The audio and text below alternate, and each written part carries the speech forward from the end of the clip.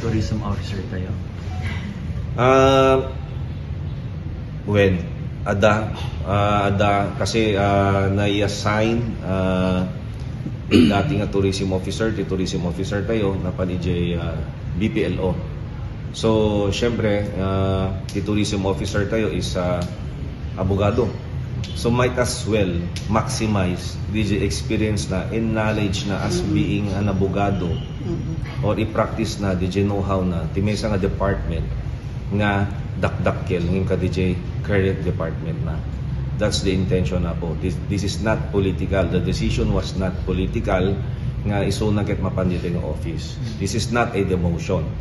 This is more of a kunakengkwana. This is it's a bigger office. It's a challenge for you on how to increase the revenue of the city. So kunakengkwana. So challenge accepted apo. It was discussed with kani the tourism officer. Silot may I-discuss mi apo awampay di memorandum na pirma ko lang di Friday. So kitain mi apo kasi dito pengemin apo. Syempre di tourism office dududwa data. So jak kaya kita gasgas city traditional man po nga may nainid dyan. So might as well reorg or detail some of the personnels the different offices nga mapanidjay. Tamuhan tayo nga nayon ti tao apo or no senta lang ti structure. So ti bobraen mi data apo or no se mi ti structure ti per department.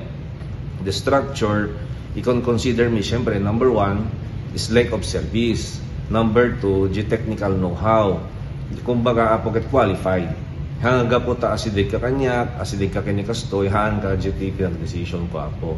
Iso nga inconvene ko pa iti disciplinary and separation board. Tapos no, the problema iti employees nga naduma-duma apo, it will be addressed by a certain or board nga no dito ikat ma-reprimand, ma-suspend, etc. kadjay apo. Han lang nga siya tig-decide, han lang nga mismo sa katao tig-decide kakadjay. So better apo, ado iti napon-convene nga board tata dating administration tayo apo. Hanga ta maapektaran na iti activities dito at nga December. I hope not. That was the challenge ngamin apo. Ngayon dito na biglaan kasi nga rotikam kamaten is DJP nag-renew iti business permit namin ton January. If ijay bigla ikabil ko to ni Attorney Malikat ko ijay BPL o ti January baka narigrigat to. Agad adjust to kasi ongoing to iti renewal. So better tatama pan ijay tato makita na di process on how to expedite aming business renewal.